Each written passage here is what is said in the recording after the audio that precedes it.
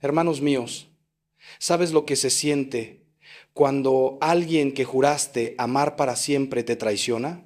¿Conoces ese dolor que parte el alma en dos, ese vacío en el pecho que te roba el aliento, esa sensación de que el mundo se derrumba bajo tus pies? Yo he estado frente a cientos, miles de personas que han sufrido la infidelidad. He visto llorar a hombres hechos y derechos como niños. He sostenido las manos temblorosas de mujeres destrozadas. He escuchado historias que romperían el corazón más duro.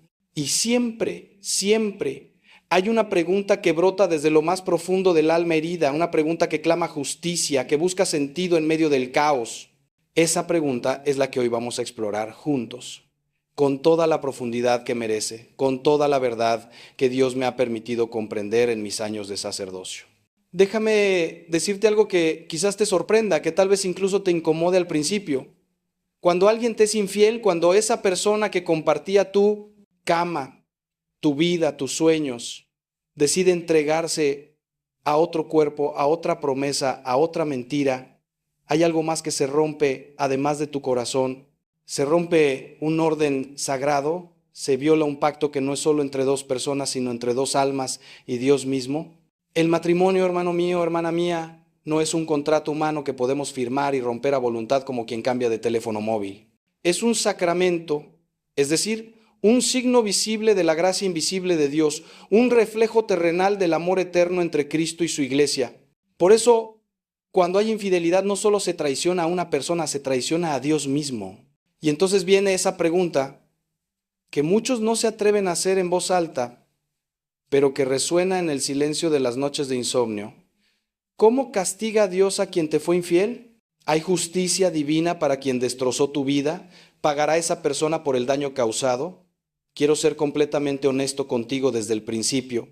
La respuesta no es simple. No es lo que esperarías de un programa de televisión donde todo se resuelve en 45 minutos con comerciales incluidos. La justicia de Dios es infinitamente más profunda, más misericordiosa y al mismo tiempo más terrible de lo que podríamos imaginar. Hoy vamos a adentrarnos en este misterio con valentía, sin esquivar las preguntas difíciles, sin endulzar la verdad, porque tú mereces saber, tú necesitas comprender para poder sanar. Pero antes de seguir, quiero que hagas algo por mí.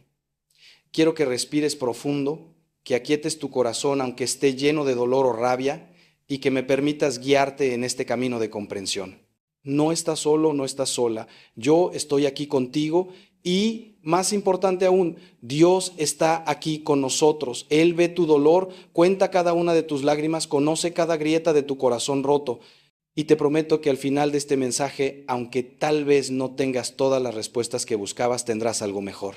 Tendrás paz, tendrás claridad. Y sobre todo tendrás la certeza de que Dios no te ha abandonado, ni siquiera en medio de la más oscura traición. Entonces quédate conmigo. Este no será un camino fácil, pero será un camino de sanación. Vamos a hablar de cosas que duelen, de realidades que muchos prefieren ignorar, pero también vamos a descubrir verdades que transformarán tu manera de ver el sufrimiento, la justicia y el amor de Dios. Vamos a entender juntos cómo el Señor responde a la infidelidad, cómo obra su justicia perfecta y cómo incluso en medio de la peor traición, Él está tejiendo un plan de redención que va más allá de lo que nuestros ojos limitados pueden ver. Prepara tu corazón, porque lo que estás a punto de descubrir cambiará tu vida para siempre. Cuando me siento en el confesionario, hermanos míos, y escucho las historias de quienes han sido víctimas de la infidelidad, hay un patrón que se repite una y otra vez. La primera reacción casi siempre es la misma, la incredulidad. No puede ser verdad, tiene que haber un error, mi esposo no sería capaz, mi esposa jamás me haría esto. Es como si el cerebro se negara a procesar una realidad demasiado dolorosa para ser aceptada. Recuerdo a una mujer que vino a verme hace algunos años, una señora de unos 50 años, elegante, de esas que siempre tienen todo bajo control. Me contó que había encontrado mensajes en el teléfono de su esposo, mensajes que no dejaban lugar a dudas. ¿Y sabes qué me dijo con una voz que apenas era un susurro? Padre, yo sé lo que vi, pero mi mente sigue buscando explicaciones. Tal vez es una broma, tal vez son mensajes viejos, tal vez no significan lo que creo que significan. Es increíble cómo la mente humana se protege del dolor aplazando la verdad. Pero luego viene la segunda etapa, y esta es aún más devastadora que la primera. Es el momento en que la realidad se impone con toda su crudeza, cuando ya no hay forma de negar lo evidente, cuando las pruebas son irrefutables y la verdad estalla como una bomba en medio de tu vida. Entonces llega el dolor físico. Sí, has oído bien, físico, porque el sufrimiento emocional extremo se manifiesta en el cuerpo. He visto personas que literalmente no pueden respirar, que sienten un peso en el pecho como si alguien estuviera sentado sobre ellos, que pierden el apetito por completo o al contrario, comen compulsivamente buscando llenar ese vacío que nada parece poder colmar. El insomnio se vuelve tu compañero constante y cuando finalmente logras dormir, las pesadillas te persiguen. Tu cuerpo sabe que algo terrible ha sucedido y reacciona como si estuviera en peligro de muerte, porque en cierto sentido así es.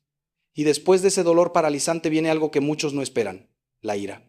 Una rabia profunda, visceral, que te asusta porque no sabías que eras capaz de sentir algo así. Es una furia que quiere destruir, que fantasea con la venganza, que imagina 1000 formas de hacer pagar al infiel por lo que te hizo.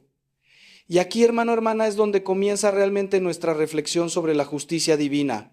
Porque esa ira que sientes, esa sed de justicia que te consume, no es completamente incorrecta. Hay una parte de ella que es legítima, que responde a una violación real de algo sagrado.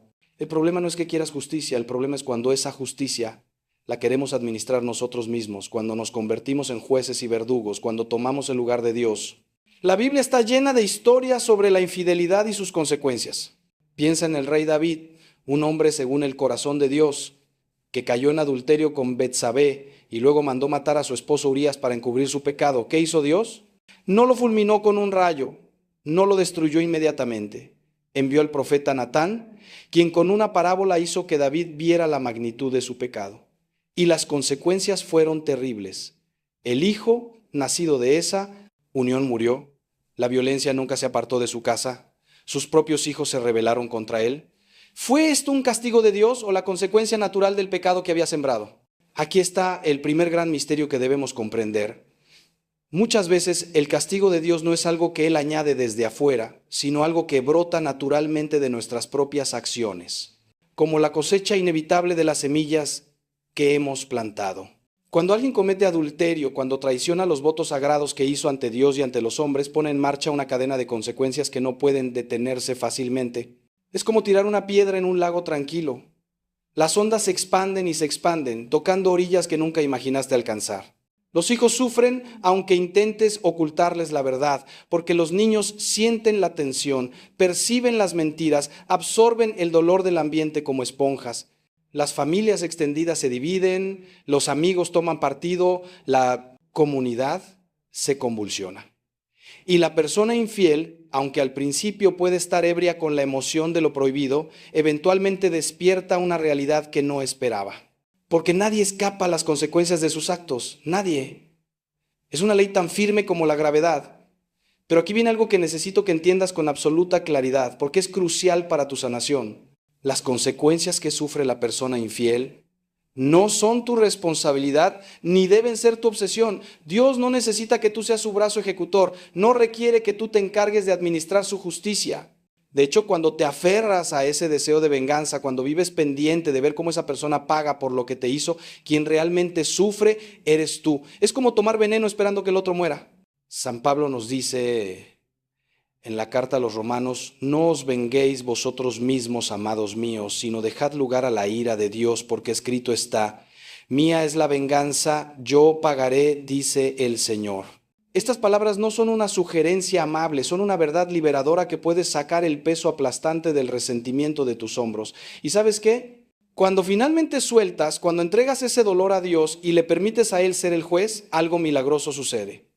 No es que dejes de importarte la justicia, no es que minimices el daño que te causaron, es que encuentras una paz que sobrepasa todo entendimiento, una paz que no depende de ver sufrir al otro, que no está condicionada a que el infiel reciba su merecido según tu cronograma o tus expectativas. Encuentras la libertad de vivir tu vida sin estar encadenado emocionalmente a quien te traicionó. Y déjame decirte algo desde mi experiencia.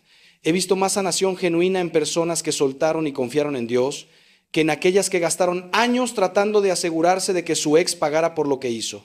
Ahora bien, esto no significa que Dios sea indiferente al pecado o que la infidelidad no tenga consecuencias espirituales graves. Todo lo contrario. El adulterio es uno de los 10 mandamientos, no una sugerencia casual. No cometerás adulterio, dice el Señor con una claridad que no admite interpretaciones creativas. Cuando alguien viola este mandamiento, cuando rompe el pacto sagrado del matrimonio, se separa de Dios de una manera profunda y dolorosa. Es como cortar el cable que te conecta a la fuente de vida, luz y amor. Y aunque Dios sigue amando a esa persona con un amor infinito e incondicional, la persona misma se ha colocado en un estado de lejanía espiritual, en lo que la iglesia llama estado de pecado mortal. ¿Qué significa esto en términos prácticos? Significa que la persona que vive en adulterio, si no se arrepiente sinceramente y no busca la reconciliación con Dios a través del sacramento de la confesión, está en grave peligro espiritual. No puede comulgar, porque estaría recibiendo el cuerpo de Cristo en estado de pecado, lo cual añadiría otro pecado grave. Su vida de oración se ve afectada, porque es difícil hablar con Dios cuando estás conscientemente en rebelión contra Él. Sus decisiones se nublan, porque cuando te alejas de la fuente de la sabiduría empiezas a caminar en oscuridad. Y lo más terrible de todo, si esa persona muriera en ese estado sin arrepentimiento, enfrentaría la condenación eterna. No porque Dios sea cruel o vengativo, sino porque ella misma ha elegido la separación de Dios, y Dios respeta esa libertad incluso hasta las últimas consecuencias. Pero escúchame bien, porque aquí hay algo que muchos malinterpretan. Dios no está sentado en el cielo frotándose las manos con satisfacción cuando un pecador sufre. No está contando los puntos de dolor para ver si ya es suficiente castigo. El corazón de Dios es el corazón de un padre que llora cuando sus hijos se lastiman, incluso cuando lo hacen por sus propias malas decisiones. Recuerda la parábola del hijo pródigo, cuando el hijo regresa destrozado después de haber desperdiciado su herencia en una vida de desenfreno. El padre no le dice, te lo dije, ahora sufre las consecuencias como mereces. No, el padre corre hacia él, lo abraza, ordena traer el mejor vestido, mata el ternero gordo y hace una fiesta, porque Dios no se alegra en el castigo, se alegra en la restauración. Su justicia siempre está al servicio de su misericordia, nunca al revés. Entonces, ¿cómo castiga Dios realmente a quien te fue infiel? La respuesta más profunda es esta.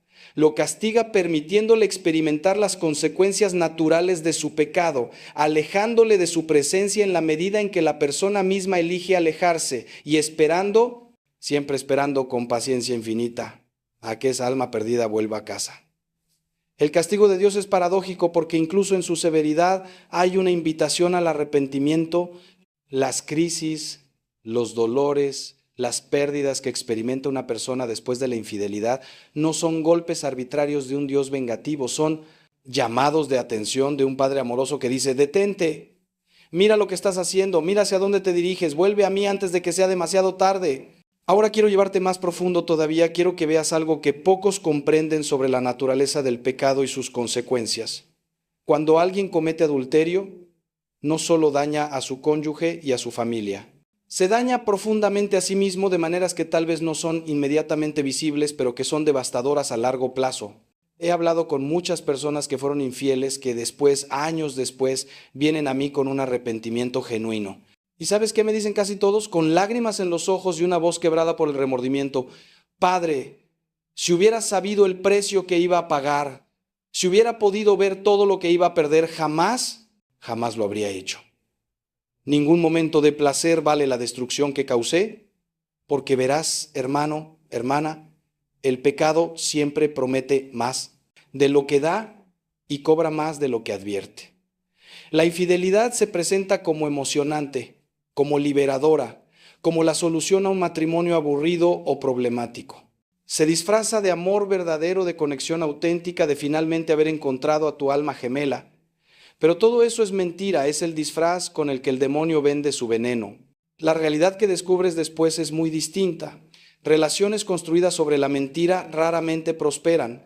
Los hijos que te pierden el respeto y la confianza, la culpa que te persigue en los momentos de silencio, la vergüenza que sientes cuando te miras al espejo, el desprecio de la comunidad, la pérdida de amistades, los problemas legales y económicos de un divorcio y sobre todo, esa sensación terrible de haber traicionado lo más sagrado que tenías. Y aquí viene algo que quiero que entiendas porque es profundamente importante. Muchas personas que sufren por la infidelidad de su pareja se obsesionan con la otra persona, con el amante, la amante. Quieren saber quién es, cómo es, qué tiene que ellos no tengan. Se torturan imaginando los encuentros, comparándose, sintiéndose inferiores. Pero déjame decirte algo con toda la verdad de mi experiencia pastoral. En la inmensa mayoría de los casos, la infidelidad no tiene que ver con que el otro sea mejor, más atractivo o más interesante. Tiene que ver con vacíos internos de la persona infiel, con inmadurez emocional, con búsquedas equivocadas de felicidad, con falta de compromiso genuino, con debilidad espiritual.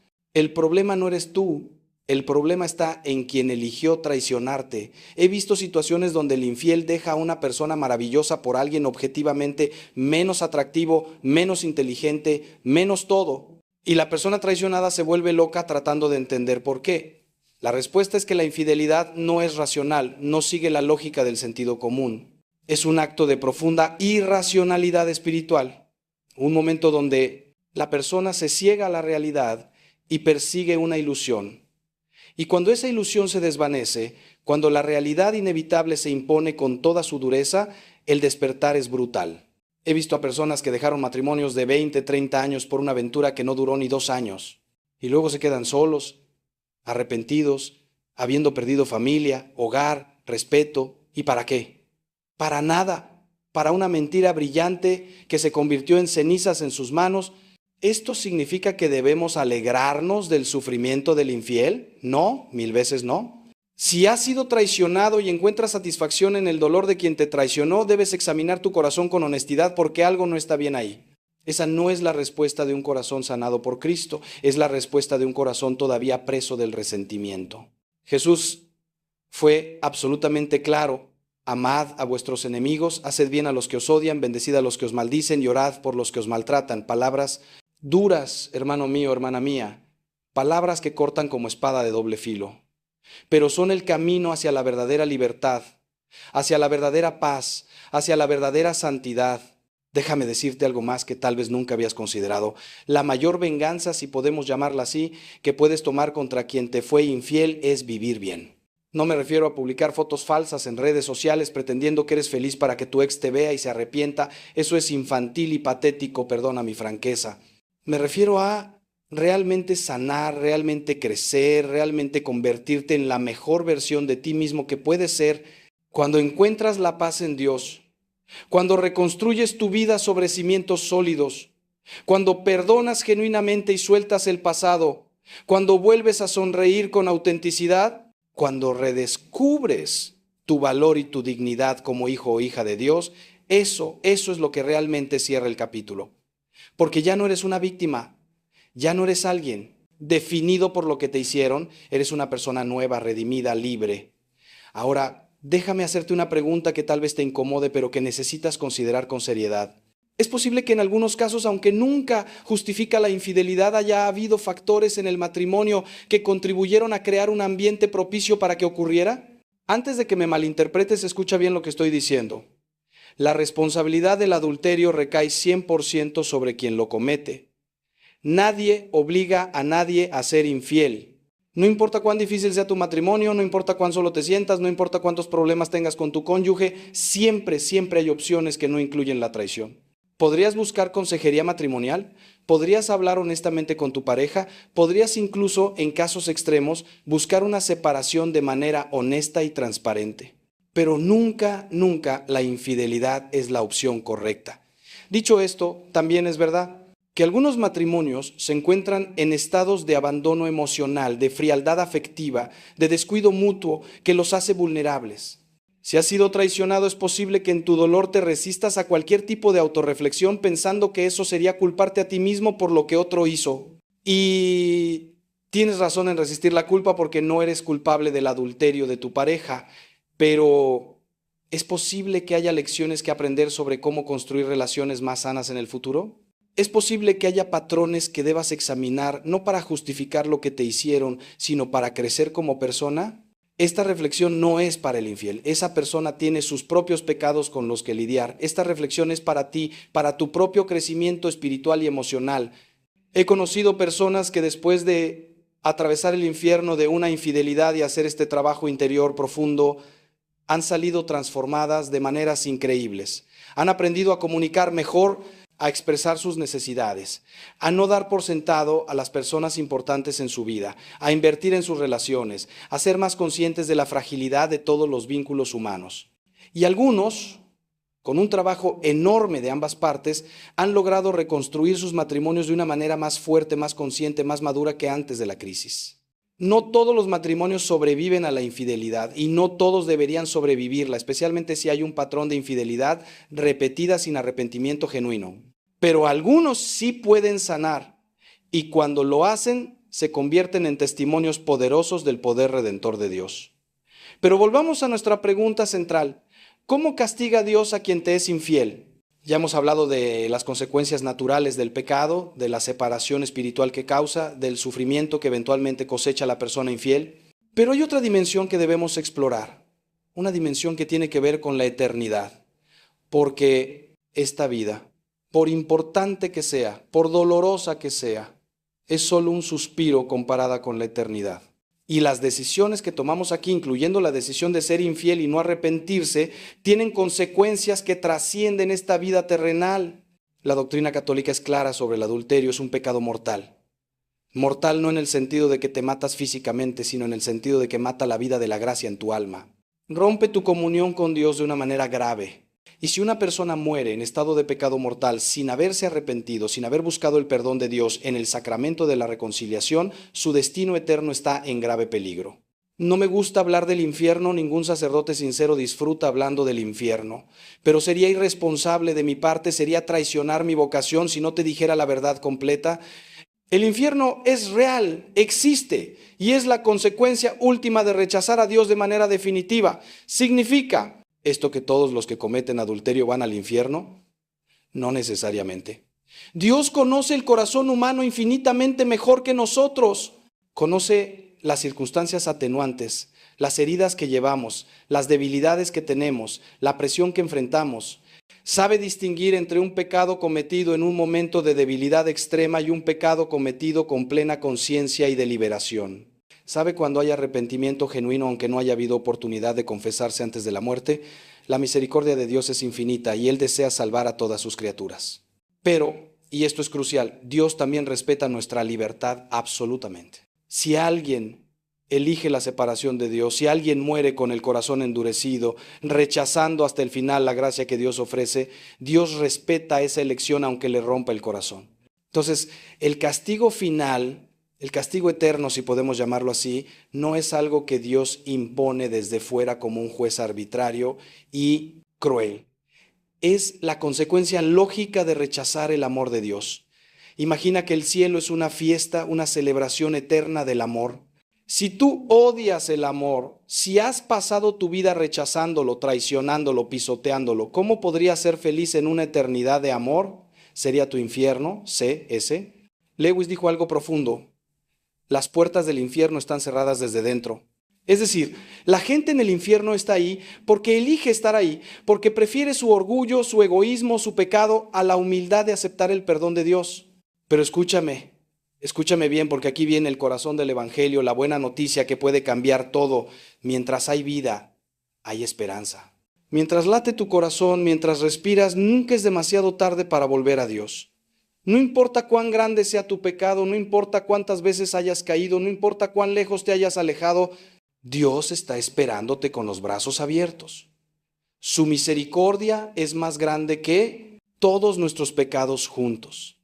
He confesado a personas que han hecho cosas terribles, cosas que me han hecho llorar en el confesionario, cosas que nunca imaginé que un ser humano pudiera hacer a otro. Y he visto cómo el poder del perdón de Dios los transforma, los libera, les devuelve la dignidad que creían haber perdido para siempre. Si tú has sido infiel, si estás escuchando esto y sabes que has traicionado a alguien que confiaba en ti, quiero que sepas algo. Puedo imaginar la culpa que sientes, la vergüenza que te consume, el miedo a enfrentar las consecuencias. Quizás has tratado de justificarte, de minimizar lo que hiciste, de echar la culpa a tu pareja o a las circunstancias.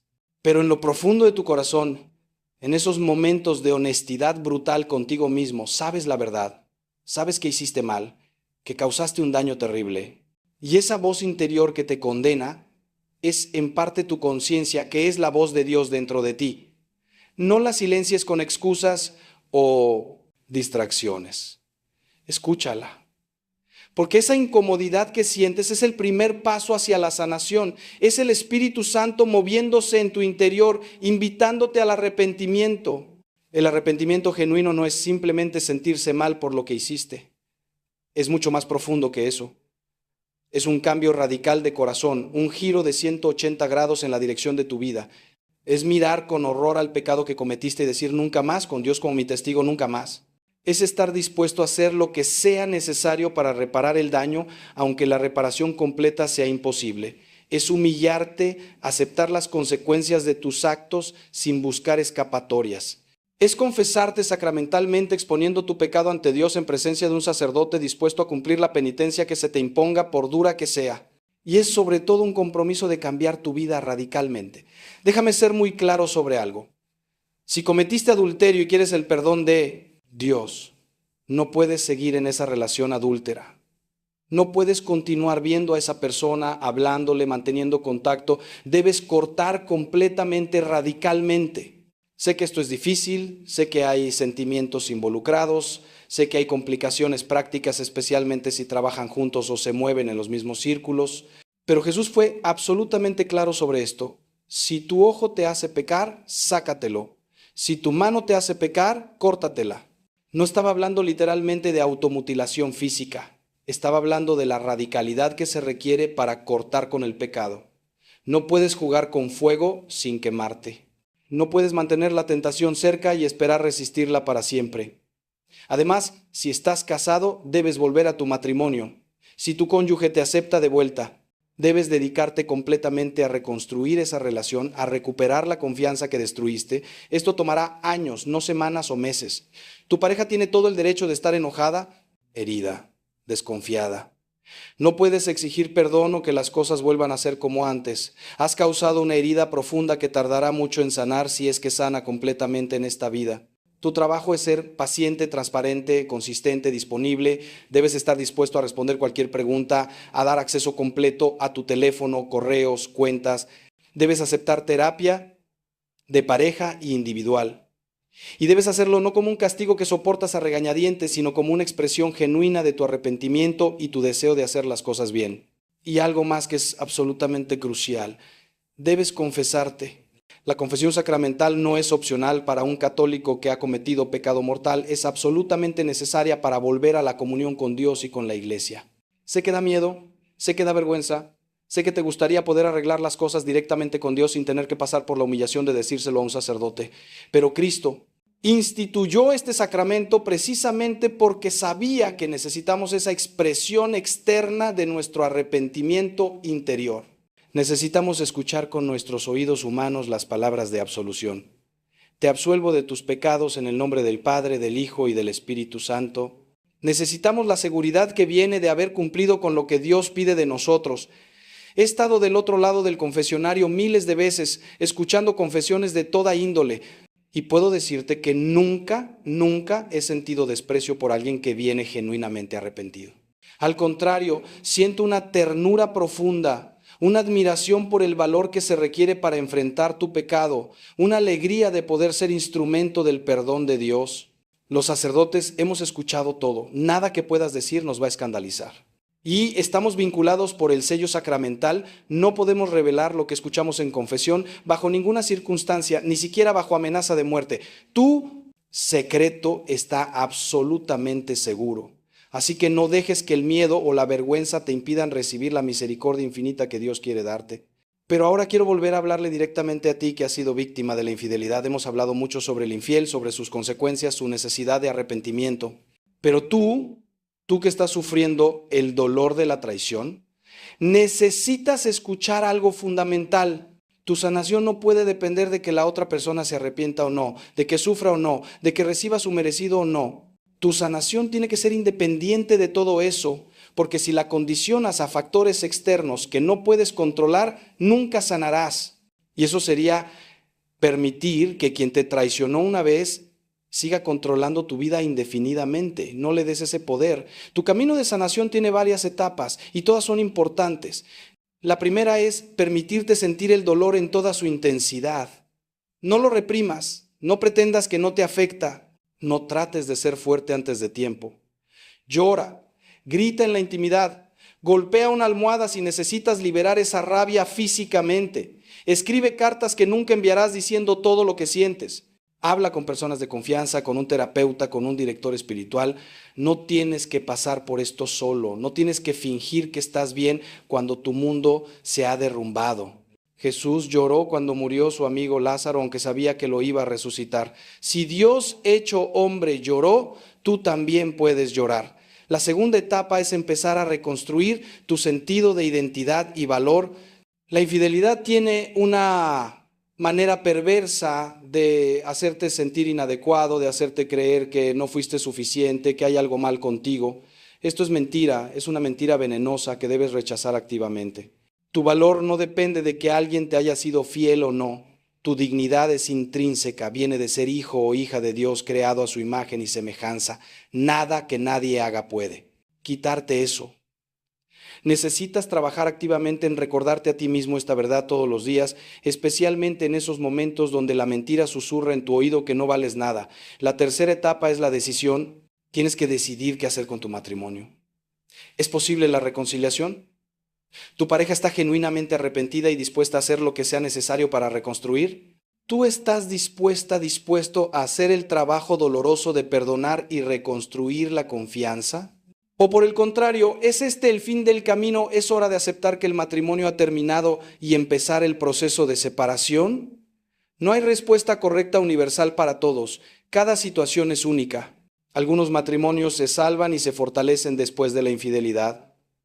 Otros necesitan terminar para que ambas personas puedan sanar y crecer. Lo que es crucial es que no tomes esta decisión en el primer momento de crisis, cuando las emociones están más intensas. Date tiempo, busca consejo, ora mucho pidiendo la guía de Dios. La cuarta etapa, quizás la más difícil de todas, es el perdón. Y aquí necesito ser muy claro porque hay mucha confusión sobre lo que significa perdonar. Perdonar no significa decir que lo que te hicieron estuvo bien o no fue grave. No significa que tienes que olvidar lo que pasó como si pudieras borrar tu memoria. No significa que tienes que reconciliarte con la persona que te lastimó o volver a confiar en ella inmediatamente. No significa que no puede haber consecuencias para sus acciones. Entonces, ¿qué significa perdonar? Perdonar significa soltar la deuda emocional, dejar ir el derecho a venganza, entregarle a Dios el juicio sobre esa persona. Es una decisión, no un sentimiento. Es decir, en tu corazón, ya no voy a permitir que lo que me hiciste siga envenenando mi vida. Ya no voy a vivir como prisionero de este resentimiento. Te dejo en las manos de Dios y me libero de la carga de querer castigarte o de necesitar verte sufrir para sentirme mejor. Es uno de los actos más difíciles que un ser humano puede hacer, pero también es uno de los más liberadores. No perdonas por la otra persona, perdonas por ti porque el resentimiento te está destruyendo más a ti que al otro. Y déjame decirte algo sobre el perdón que quizás te sorprenda. El perdón no es un evento único que haces una vez y ya está. Es un proceso, a veces es una decisión que tienes que tomar todos los días, a veces múltiples veces al día. Habrá días donde crees que ya perdonaste y de repente algo te recuerda lo que pasó y toda la rabia vuelve con la misma intensidad que el primer día. Eso no significa que fallaste en perdonar, significa que estás en proceso. El perdón profundo toma tiempo, a veces años. Sé paciente contigo mismo, sé compasivo con tu propio corazón herido. Y cada vez que la rabia vuelve a hacer la decisión, elijo perdonar, elijo soltar, elijo la libertad sobre la prisión del resentimiento. Hay una historia que me gusta contar sobre el perdón. Un monje fue preguntado: Padre, ¿cuántas veces debo perdonar a mi hermano que me ofende? El monje respondió: no lo sé, no llevo la cuenta. Esa es la meta final del perdón. Llegar al punto donde ya no estás contando, donde la ofensa ya no define tu relación con esa persona o contigo mismo. No digo que es fácil, no digo que puedes lograrlo por tu propia fuerza. De hecho, el perdón verdadero, profundo, radical, solo es posible con la gracia de Dios. Por eso debes pedirla constantemente. Señor, yo quiero perdonar, pero no puedo. Ayúdame, dame la gracia de perdonar como tú me has perdonado a mí. Porque esa es la verdad más profunda de todas, hermano, hermana. Todos, absolutamente todos nosotros somos perdonados. Quizás no has cometido adulterio, pero has cometido otros pecados. Has juzgado, has mentido, has sido egoísta, has lastimado a otros con tus palabras o acciones, y Dios te ha perdonado todo eso y más. Jesús murió en la cruz por tus pecados y por los míos sin excepción. El mismo perdón que Dios te ofrece gratuitamente es el perdón que Él te pide que ofrezcas a otros. En el Padre Nuestro oramos, perdona nuestras ofensas como nosotros perdonamos a los que nos ofenden. Es una petición peligrosa si lo piensas. Le estamos pidiendo a Dios que nos perdone en la misma medida que nosotros perdonamos. Eso debería hacernos reflexionar profundamente. Ahora, ¿qué pasa si has intentado perdonar genuinamente pero simplemente no puedes? ¿Qué pasa si cada vez que lo intentas, la rabia y el dolor son demasiado intensos? Primero, no te condenes por esto. El perdón no es fácil y algunas heridas son tan profundas que humanamente parecen imposibles de perdonar. Segundo, pide ayuda. Busca un buen terapeuta cristiano, un director espiritual, un grupo de apoyo. A veces necesitamos ayuda profesional para procesar traumas profundos. No hay vergüenza en eso, al contrario, es una muestra de madurez. Reconocer que necesitas ayuda. Tercero, sigue orando por la gracia del perdón aunque sientas que tus oraciones rebotan en el techo. Dios escucha, Dios está trabajando incluso cuando no lo sientes. Y aquí viene algo que quiero que entiendas con absoluta claridad. Si después de hacer un esfuerzo genuino, después de buscar ayuda, después de orar, después de darle tiempo al proceso, llegas a la conclusión de que no puedes continuar en ese matrimonio, eso no significa que has fallado o que eres menos cristiano. Hay situaciones donde la separación es la opción más saludable, incluso la más moral. La iglesia permite la separación e incluso en algunos casos la anulación, precisamente porque reconoce que hay matrimonios que no pueden o no deben continuar. No eres un fracaso si tu matrimonio termina por causa de la infidelidad de tu pareja. Tú hiciste el compromiso, tú mantuviste los votos, fue el otro quien los rompió. Pero incluso si te separas, incluso si el matrimonio termina, todavía necesitas llegar al perdón. Porque de lo contrario, aunque ya no estés físicamente con esa persona, seguirás emocionalmente encadenado a ella. Vivirás en el pasado reviviendo constantemente la traición, permitiendo que defina tu presente y tu futuro. Y eso sería darle a quien te traicionó un poder sobre tu vida que no merece tener. Tu libertad, tu paz, tu capacidad de amar nuevamente si Dios lo quiere, todo eso depende de que llegues al perdón. No por el otro, por ti. Por tu sanación, por tu futuro, por tu capacidad de vivir plenamente de nuevo. He visto milagros de sanación en personas que han sufrido la infidelidad. He visto a mujeres que estaban destruidas, que pensaban que nunca volverían a sonreír, transformarse en personas radiantes, llenas de vida y esperanza. He visto hombres que estaban consumidos por la rabia encontrar una paz profunda y una nueva capacidad de amar. He visto matrimonios que parecían completamente muertos, resucitar de maneras que solo Dios puede hacer. Y he visto también a personas que decidieron que el matrimonio había terminado, sanar de una manera hermosa y seguir adelante con sus vidas con dignidad y esperanza. No hay un solo camino para todos, pero hay sanación disponible para todos los que la buscan genuinamente. Quiero hablarte ahora de algo que muchos no consideran, el papel de la comunidad en la sanación después de la infidelidad. Cuando atraviesas una crisis de esta magnitud, necesitas apoyo. Necesitas personas que te sostengan cuando sientes que no puedes dar un paso más. Pero aquí hay un peligro del que debes cuidarte. Hay personas que, con buenas intenciones o no, van a querer echar leña al fuego de tu dolor. Van a validar tu rabia, a decirte que nunca perdones, a animarte a la venganza, a hablar mal de tu pareja con todos. Y aunque puede sentirse bien momentáneamente tener a alguien que está completamente de tu lado sin cuestionamientos, esto no te ayuda a sanar. De hecho, te hunde más profundo en el resentimiento. Lo que necesitas son amigos verdaderos que puedan validar tu dolor sin alimentar tu rabia. Personas que puedan llorar contigo, pero también, cuando sea el momento apropiado, invitarte gentilmente a considerar el perdón. Personas que te recuerden tu valor cuando lo has olvidado. Personas que oren contigo y por ti. Personas que te ayuden prácticamente en las cosas del día a día cuando estás tan abrumado que apenas puedes funcionar. Si no tienes estas personas en tu vida, búscalas. Puede ser un grupo de oración, un grupo de apoyo, una comunidad parroquial sana. No fuimos creados para caminar solos, especialmente en los valles más oscuros. Pero también necesitas ser sabio sobre lo que compartes y con quién. No todos necesitan conocer los detalles íntimos de tu dolor. No todos merecen tu confianza.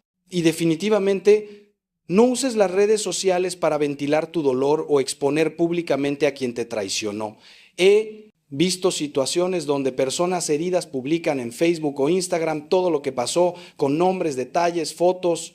Y aunque entiendo el impulso de querer que otros sepan la verdad, de querer desenmascarar al infiel, esto nunca termina bien. Solo añade más dolor, más drama, más complicaciones legales potenciales y no contribuye en nada a tu sanación.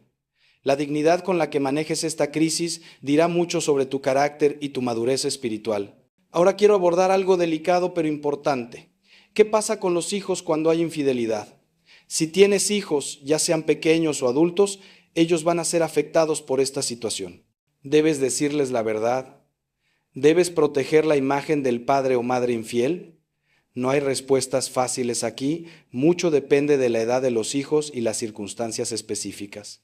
Pero hay algunos principios que siempre aplican. Primero, los hijos no son tus aliados en una guerra contra tu expareja. No los uses para vengarte, no. Busques su lealtad poniéndolos en contra del otro padre.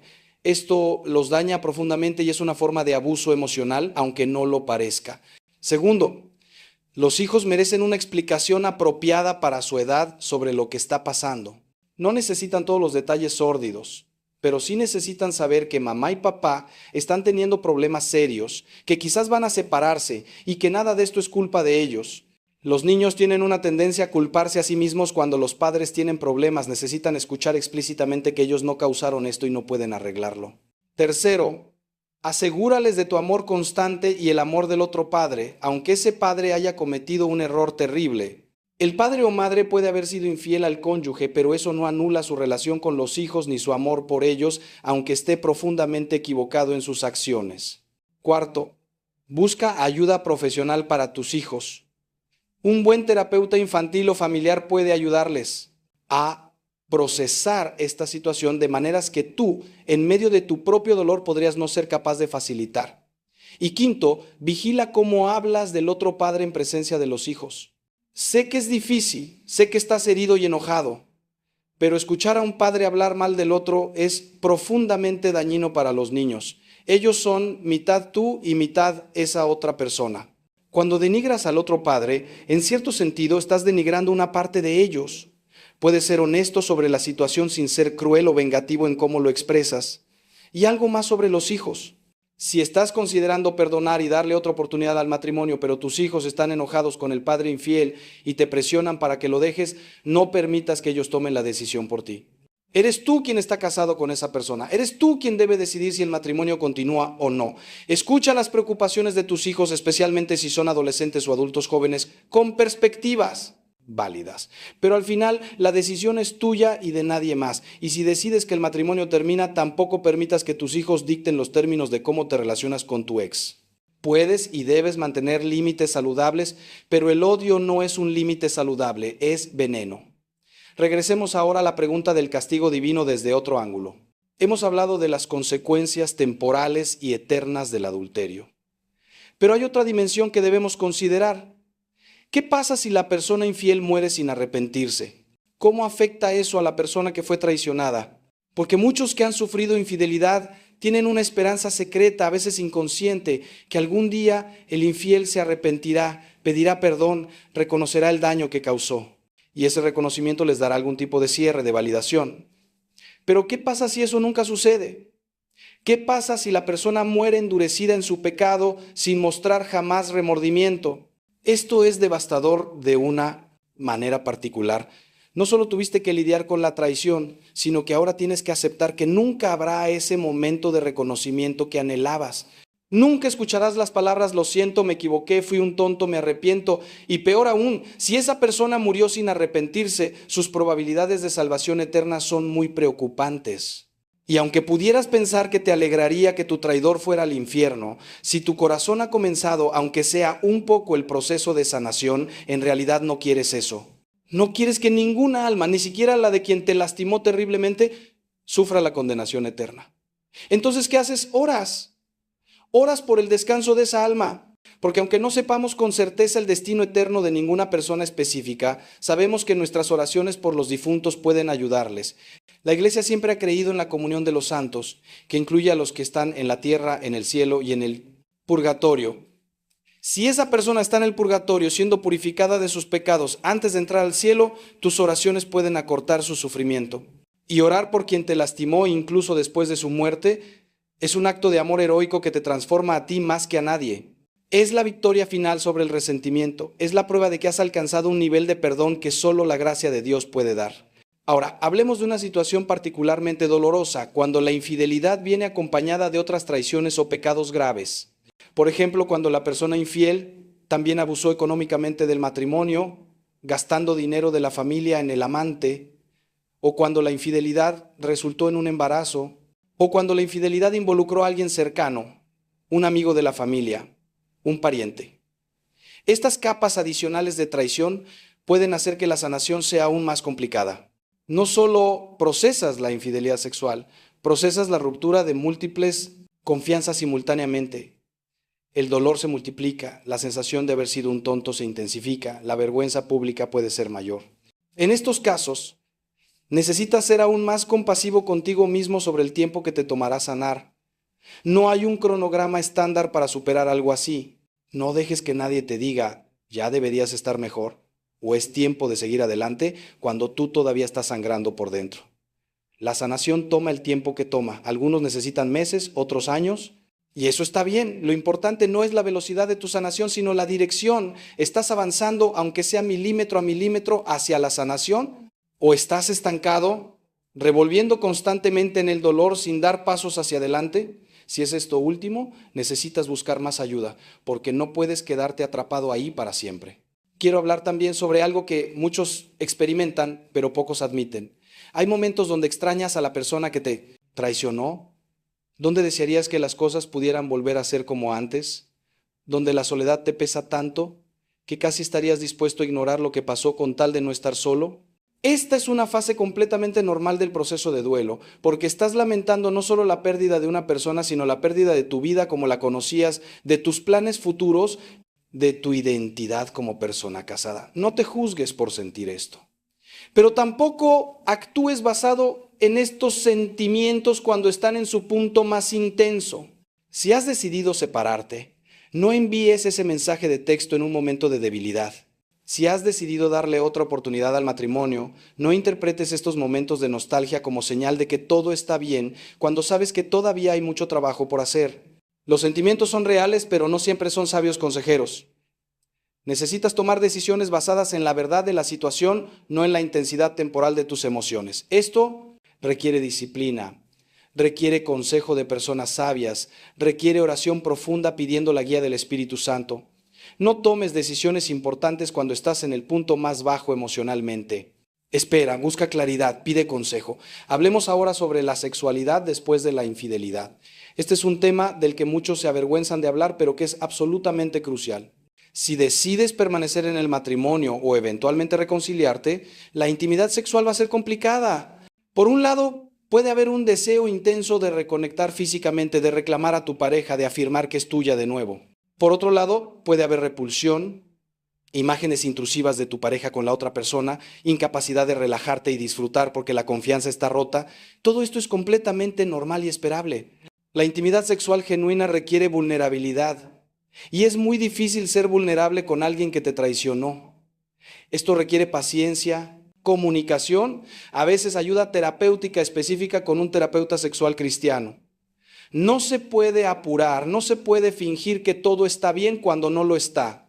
El cónyuge infiel necesita entender que no puede exigir que las cosas vuelvan a la normalidad sexual inmediatamente. Ha perdido ese privilegio con su traición. Debe ganarse nuevamente ese nivel de intimidad con paciencia, respeto y comportamiento consistentemente confiable. Y la persona traicionada no debe forzarse a tener intimidad si no está lista, pero tampoco debe usar la negación del sexo como castigo indefinido. Hay un equilibrio delicado que encontrar y requiere mucha gracia de ambos lados. Por otro lado, si estás en un proceso de separación o divorcio, tu sexualidad entra en un territorio diferente. Como católico, estás llamado a la castidad fuera del matrimonio. Esto significa no tener relaciones sexuales hasta que tu situación matrimonial esté resuelta canónicamente. Sé que esto es difícil, especialmente si llevas meses o años sin intimidad física. Sé que la soledad es intensa y que la tentación de buscar consuelo en brazos de otra persona es fuerte, pero te pido que resistas esta tentación. Primero, porque agregar otro pecado sexual a una situación ya complicada no te va a ayudar. Segundo, porque necesitas tiempo para sanar antes de entrar en cualquier nueva relación, o llevarás todo tu bagaje sin resolver a esa nueva relación y la contaminarás desde el principio. Usa este tiempo de celibato forzado como una oportunidad de crecimiento espiritual. Redescubre tu identidad como persona completa y valiosa sin necesidad de validación sexual. Aprende a estar solo sin estar solitario. Desarrolla tu relación con Dios de maneras que quizás has descuidado cuando tu matrimonio absorbía toda tu energía emocional. Y cuando eventualmente, si Dios quiere, estés listo para una nueva relación, llegarás a ella como una persona más madura, más sanada, más capaz de amar de manera saludable. No hay atajos en este proceso. El dolor se atraviesa, no se rodea. Quiero tocar un tema que es fuente de mucha confusión y dolor. La posición de la Iglesia Católica sobre el divorcio y las segundas nupcias. Muchas personas que han sufrido infidelidad se sienten abandonadas o incluso castigadas por la Iglesia cuando descubren que aunque se divorcien civilmente, la Iglesia sigue considerándolos casados a menos que obtengan una declaración de nulidad. Y si se vuelven a casar civilmente sin esta anulación, están viviendo en situación irregular y no pueden recibir la comunión. Esto les parece injusto, especialmente cuando ellos fueron los traicionados, no los traidores. ¿Por qué ellos tienen que sufrir las restricciones de la Iglesia cuando fueron víctimas? Entiendo completamente esta frustración. De verdad la entiendo. Pero déjame explicarte la posición de la Iglesia con la esperanza de que, aunque no estés de acuerdo, al menos puedas entender la lógica detrás. La Iglesia cree que el matrimonio es indisoluble, que cuando dos personas se casan válidamente, Dios los une de una manera que ningún poder humano puede deshacer. Lo que Dios ha unido, que no lo separe el hombre, dijo Jesús. Esto no es una regla arbitraria inventada por la Iglesia, es la enseñanza explícita de Cristo. La Iglesia no tiene autoridad para cambiar esto porque no fue ella quien lo estableció. Ahora, la anulación no es un divorcio católico. No es decir que el matrimonio existió y ahora se cancela. Es una declaración de que, por razones específicas que existían desde el principio, el matrimonio nunca fue válido según los requisitos de la Iglesia. Puede ser por falta de madurez, por intenciones viciadas, por presión, por ocultamiento de información crucial, por muchas razones. Y contrario a lo que muchos creen, no es solo para los ricos o conectados. Cualquier católico puede solicitar una anulación. El proceso es gratuito o de costo mínimo y si hay bases legítimas puede ser otorgada sin importar tu estatus social. Si has sufrido infidelidad y quieres rehacer tu vida con otra persona, te animo fuertemente a explorar el proceso de anulación. Puede ser doloroso revisar lo que salió mal en tu matrimonio, pero también puede ser sanador. Puede darte perspectivas que no habías considerado. Y si obtienes la anulación, puedes casarte de nuevo en la Iglesia y vivir plenamente tu fe sin restricciones. Sí, tu expareja tendrá que ser contactada y tendrá oportunidad de presentar su versión, pero esto es solo justo. Y no, tu ex no puede vetar tu anulación. La decisión la toma el tribunal eclesiástico basándose en la evidencia presentada. Pero, ¿qué pasa si no puedes o no quieres buscar una anulación? ¿Qué pasa si te vuelves a casar civilmente y la Iglesia te dice que no puedes comulgar? Esto es profundamente doloroso para muchas personas buenas que aman a Dios, pero que también necesitaban rehacer sus vidas. Quiero que sepas que aunque no puedas recibir la Eucaristía en esta situación, no estás excomulgado, no estás fuera de la Iglesia. Sigues siendo católico, eres bienvenido a la misa, puedes y debes orar, puedes participar en la vida de la comunidad de muchas maneras. Y Dios conoce tu corazón, conoce tus circunstancias, conoce tu dolor, confía en su misericordia. El Papa Francisco ha trabajado para acompañar mejor a personas en situaciones matrimoniales complejas. Ha enfatizado el discernimiento individual, la importancia de la conciencia bien formada y el rol de los sacerdotes en caminar junto a las personas en estas situaciones difíciles. No todas las situaciones son iguales.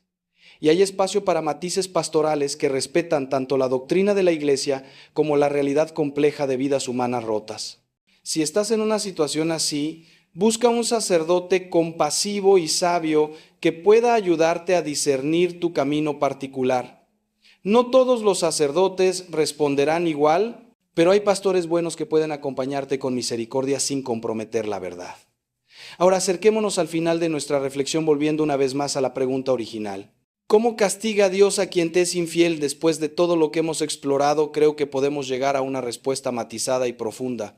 Dios no castiga de la manera que nosotros en nuestra sed de justicia humana esperaríamos. No envía rayos del cielo, no asegura que la persona infiel sufra proporcionalmente a como tú has sufrido, no te da el placer de ver a tu traidor destruido. Si eso es lo que buscas, te quedarás esperando y amargándote en el proceso. Pero Dios sí actúa, permite que las consecuencias naturales del pecado se desarrollen, y estas son a menudo devastadoras de maneras que la persona no anticipó. Llama a la conversión a través de esas consecuencias usando el sufrimiento como maestro. Mantiene la puerta abierta para el arrepentimiento genuino mientras hay vida, ofreciendo perdón total e incondicional a quien se vuelve a Él con corazón contrito. Y al mismo tiempo, respeta absolutamente la libertad humana, permitiendo que la persona elija el rechazo definitivo de su gracia si así lo decide, con todas las consecuencias eternas que eso implica. La justicia de Dios es perfecta, pero opera en una escala y según principios que van más allá de nuestra comprensión humana limitada. Ve no solo el acto externo, sino las intenciones del corazón, las circunstancias atenuantes, toda la historia de vida de la persona. Su justicia está perfectamente equilibrada con su misericordia de una manera que parece imposible desde nuestra perspectiva, pero que tiene perfecto sentido en su sabiduría infinita. Y su objetivo final no es castigar por castigar, sino redimir, salvar, restaurar. Incluso la persona que ha cometido los pecados más graves está invitada al banquete si está dispuesta a venir vestida con el vestido de bodas del arrepentimiento. Entonces, ¿qué significa todo esto para ti que has sido herido por la infidelidad? ¿Significa que puedes confiar en que Dios ve, Dios sabe, Dios actúa? No necesitas cargar el peso de asegurar que se haga justicia. No necesitas vivir obsesionado con que tu traidor pague lo que te debe. Puedes soltar todo eso en las manos capaces de Dios y enfocarte en tu propia sanación, en tu propio crecimiento, en tu propio camino hacia la plenitud. Puedes perdonar no porque la persona lo merezca, sino porque tú mereces ser libre. Puedes seguir adelante construyendo una vida nueva, hermosa, llena de significado y propósito. Y déjame decirte algo más. He visto una y otra vez que las personas que hacen este trabajo interior, que eligen el perdón, que confían en Dios a pesar del dolor terrible que han experimentado, estas personas terminan con vidas más ricas, más profundas, más significativas de lo que tenían antes. No porque la traición fuera buena, nunca es buena, sino porque la forma en que respondieron a ella los transformó. Desarrollaron una compasión profunda por otros que sufren, encontraron una fe más madura, una fe probada en el fuego, descubrieron recursos internos que no sabían que tenían, se convirtieron en fuentes de sabiduría y consuelo para otros que atraviesan tragedias similares. No estoy diciendo que deberías estar agradecido por la infidelidad, eso sería ridículo. Pero sí estoy diciendo que puedes salir de esto no solo sobreviviente, sino prosperando. No solo herido, sino sanado. No solo como víctima, sino como vencedor. Las tragedias tienen un poder extraño. Pueden destruirnos o pueden refinarnos. Depende de cómo respondamos a ellas. Y con la gracia de Dios, con el apoyo de una buena comunidad, con el compromiso de hacer el trabajo interior difícil, tú puedes elegir el camino de la transformación. No será fácil, no será rápido, pero será posible. Y al otro lado te espera una vida que vale la pena vivir. Hermano mío, hermana mía, hemos caminado juntos a través de un tema doloroso y complejo. Hemos explorado las consecuencias temporales y eternas de la infidelidad, la naturaleza de la justicia divina, el camino del perdón, los desafíos prácticos de sanar después de la traición. Ha sido un camino largo y quizás agotador, pero espero, oro, confío en que ha sido también un camino sanador. Espero que ahora tengas más claridad, más paz, más esperanza de la que tenías cuando comenzamos. Si tú has sido la persona infiel, espero que entiendas la gravedad de lo que has hecho y la urgente necesidad de arrepentimiento genuino. No pierdas más tiempo en justificaciones o minimizaciones.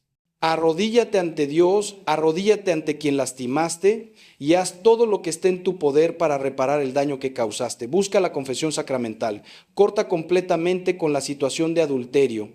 Dedícate a la reconstrucción o, si eso no es posible, a permitir que tu expareja sane sin añadirle más dolor. Tu alma está en juego, tu eternidad está en la balanza. Despierta antes de que sea demasiado tarde. Si tú has sido la persona traicionada, espero que sientas la compasión de Dios envolviéndote en este momento.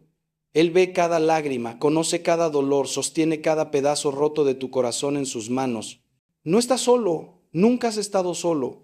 Y aunque el camino hacia la sanación es largo, es posible. Otros lo han recorrido antes que tú y han llegado al otro lado, tú también llegarás. Confía en el proceso, busca la ayuda que necesitas y no pierdas la esperanza. Tu historia no termina con esta traición. Hay capítulos hermosos todavía por escribir en el libro de tu vida. Y a todos ustedes, hayan experimentado infidelidad directamente o no, les recuerdo que todos somos frágiles, todos somos capaces de caer si no vigilamos. No te creas inmune a la tentación. Cuida tu matrimonio, invierte en tu relación, no des por sentado a tu pareja. Y cuando veas a otros pasando por el dolor de la infidelidad, no juzgues, no chismes, no añadas más sufrimiento. Sé instrumento de la misericordia de Dios, extiende compasión, ofrece ayuda práctica, ora fervientemente. Porque así como Cristo nos ha amado, así debemos amarnos unos a otros. Quiero hablarte ahora de algo que rara vez se menciona, pero que es profundamente real en la vida de quienes han sufrido la infidelidad. El miedo que queda después, ese temor que se instala en lo profundo de tu ser como una sombra persistente. Aunque hayas perdonado, aunque hayas decidido continuar con tu matrimonio o aunque hayas rehecho tu vida con otra persona, ese miedo susurra constantemente en tu oído. ¿Y si vuelve a pasar? ¿Y si esta persona también me traiciona? ¿Y si nunca podré volver a confiar completamente en alguien? Este miedo no es irracional, hermano, hermana, es la respuesta natural de un corazón que ha sido herido profundamente. Es como cuando te quemas con fuego. Instintivamente te alejas del fuego la próxima vez. Tu sistema de protección emocional se ha activado, tratando de evitar que vuelvas a sufrir ese dolor devastador. Pero aquí está el problema.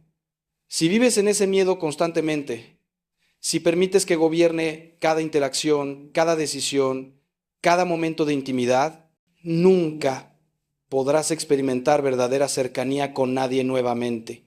Vivirás en una prisión de tu propia construcción, donde las paredes que levantaste para protegerte terminan siendo las mismas que te mantienen aislado y solo.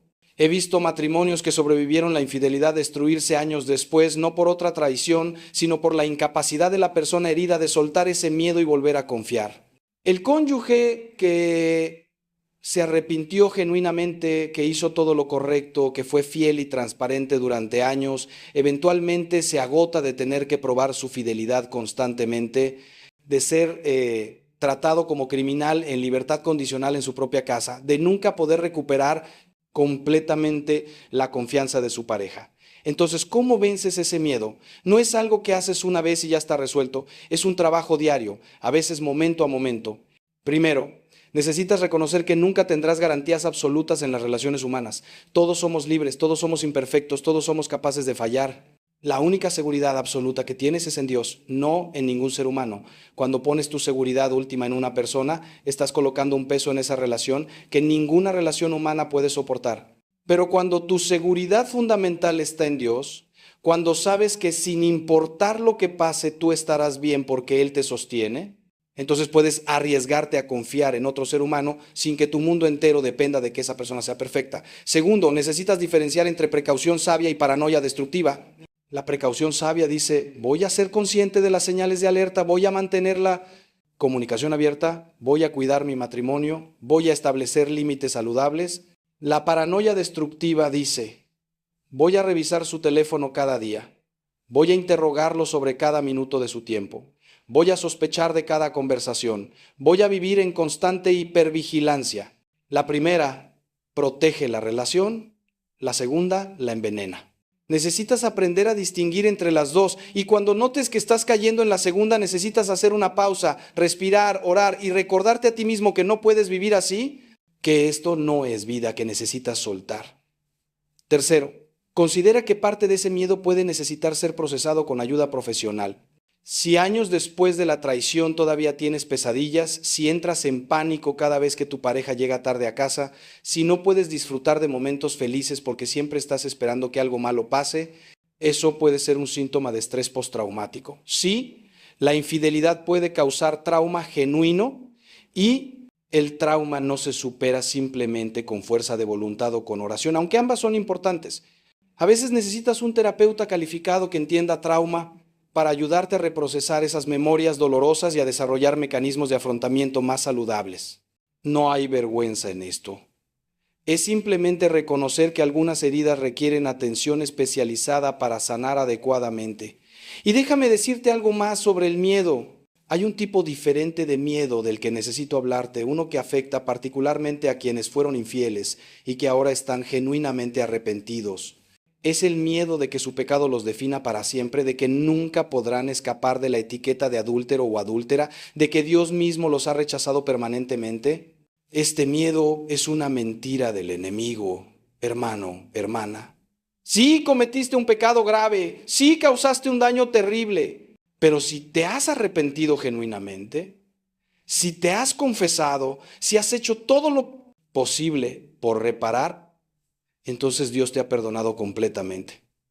No parcialmente, no condicionalmente, completamente. Él no te recuerda constantemente tu pecado como arma contra ti. Él lo ha echado tan lejos como está el oriente del occidente, como dice el Salmo. El problema es que aunque Dios te haya perdonado, quizás tú no te has perdonado a ti mismo. Y esa falta de autocompasión, esa autoflagelación constante, aunque puede parecer humildad o penitencia apropiada, en realidad puede convertirse en una forma de orgullo. Es como si dijeras, mi pecado es tan especial, tan terrible, que ni siquiera el sacrificio de Cristo en la cruz es suficiente para cubrirlo. Necesito añadir mi propio sufrimiento perpetuo para completar lo que falta, pero nada falta en el sacrificio de Cristo, hermano, hermana. Su sangre es suficiente para cubrir todos los pecados, incluyendo el tuyo. Cuando Él dijo en la cruz está consumado, lo dijo en serio. La obra de redención está completa. Tu trabajo no es seguir castigándote a ti mismo, es recibir ese perdón con gratitud humilde y vivir una vida transformada que dé gloria a Dios. Ahora bien, perdonarte a ti mismo no significa minimizar lo que hiciste ni olvidar las consecuencias. Significa aceptar que eres un ser humano imperfecto, que cometió un error terrible, que ese error no define la totalidad de quién eres y que puedes aprender de él y crecer en lugar de quedar paralizado por la vergüenza. Significa mirar tu reflejo en el espejo y decir, Dios me ama, Dios me ha perdonado y aunque no puedo cambiar el pasado, puedo vivir diferente de hoy en adelante. Significa permitirte experimentar alegría sin sentir que no la mereces. Significa darles a otros la oportunidad de conocer a la persona que eres ahora, no solo la persona que fuiste en tu peor momento. Significa vivir en la libertad que Cristo pagó tan caro para darte. Quiero hablarte también sobre algo que he observado a lo largo de décadas de ministerio. Hay ciertos factores que hacen a las personas más vulnerables a la infidelidad y entenderlos puede ayudarte tanto si has sido víctima como si fuiste el perpetrador. No estoy hablando de excusas, recuerda que siempre hay elección, pero entender los factores de riesgo puede ayudarte a proteger tu matrimonio actual o futuro. Uno de los mayores factores es la falta de conexión emocional en el matrimonio. Cuando las parejas viven como compañeros de cuarto, en lugar de como amantes y mejores amigos, cuando pasan años sin conversaciones profundas, cuando la intimidad se reduce a una rutina mecánica, se crea un vacío, y los vacíos tienden a llenarse, a menudo con cosas que no deberían estar ahí. Otro factor es la crisis de identidad o la transición de vida. He visto muchos casos de infidelidad que ocurren alrededor de los 40 o 50 años, esa famosa crisis de mediana edad. La persona se mira al espejo y ve las arrugas, siente que su juventud se escapa, se pregunta si esto es todo lo que la vida tiene para ofrecer. Y entonces aparece alguien que los hace sentir jóvenes, deseados, emocionados de nuevo. Es una ilusión peligrosa, un espejismo que promete agua fresca pero que solo ofrece más sed. Pero si estás consciente de esta vulnerabilidad cuando llegas a esas etapas de vida, puedes protegerte siendo intencional sobre renovar tu matrimonio, encontrar nuevas pasiones compartidas, reafirmar tu compromiso antes de que la tentación llegue. La adicción al trabajo es otro factor de riesgo significativo. Cuando pasas más tiempo en la oficina que en casa, cuando tu asistente sabe más sobre tu día a día que tu cónyuge, cuando tu vida emocional está más invertida en el éxito profesional que en tu matrimonio, estás en terreno peligroso.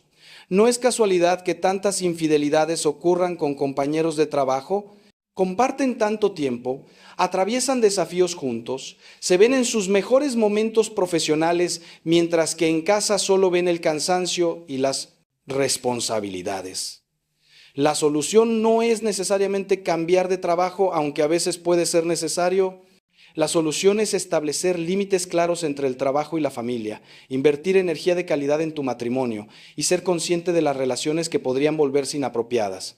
La historia personal de trauma, especialmente trauma sexual o abandono en la infancia, también puede crear vulnerabilidades. Las personas que crecieron sin experimentar amor seguro y consistente a menudo luchan en las relaciones adultas. Pueden sabotear relaciones buenas porque inconscientemente no creen que merecen ser amados, o pueden buscar validación constante de múltiples fuentes porque nunca se sienten suficientemente amados.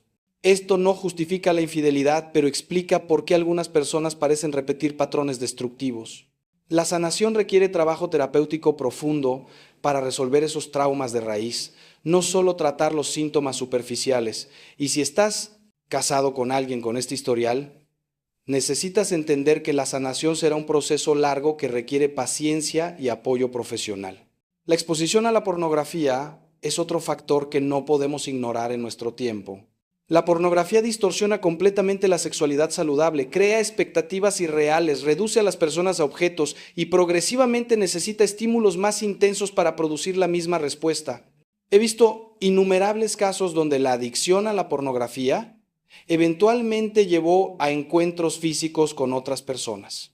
Comienza como algo que la persona piensa que es inofensivo, solo ver imágenes en la privacidad de su pantalla, pero alimenta fantasías, crea insatisfacción con la intimidad real y comprometida del matrimonio y erosiona gradualmente las barreras morales hasta que lo que antes parecía impensable ahora parece posible. Si luchas con pornografía, búscate ayuda ahora antes de que escale. Y si tu pareja la usa, entiende que esto es una amenaza seria para tu matrimonio que necesita ser abordada con urgencia. Finalmente, quiero hablar sobre la importancia de la comunidad y la rendición de cuentas. Nadie debería caminar solo en la vida cristiana. Todos necesitamos hermanos y hermanas que nos conozcan verdaderamente, que puedan hacernos las preguntas difíciles, que noten cuando estamos empezando a desviarnos del camino. En mi experiencia, las personas que caen en infidelidad a menudo han estado viviendo vidas de creciente aislamiento y secreto. No tienen amistades profundas, no están involucrados en comunidad de fe, no tienen a nadie ante quien rendir cuentas. Y en ese aislamiento, las tentaciones crecen y las justificaciones se multiplican. Si tienes amigos verdaderos que te conocen lo suficientemente bien como para confrontarte cuando ven señales de alerta, que oran por ti y por tu matrimonio regularmente, que te apoyan en los momentos difíciles, tu matrimonio tiene una protección poderosa que no debes subestimar. Hermanos míos, mientras nos acercamos al final de este tiempo juntos, quiero que sepas que aunque hemos hablado de un tema doloroso, mi corazón está lleno de esperanza. Esperanza, porque he visto el poder redentor de Dios obrar milagros en las situaciones más imposibles. He visto matrimonios que todos daban por muertos resucitar más fuertes que nunca. He visto a personas destrozadas por la traición florecer en una belleza y plenitud que nunca habían experimentado antes. He visto a infieles arrepentidos transformarse en defensores apasionados de la fidelidad matrimonial. He visto familias rotas reconciliarse de maneras que solo Dios podía hacer. Nada es imposible para Dios, absolutamente nada.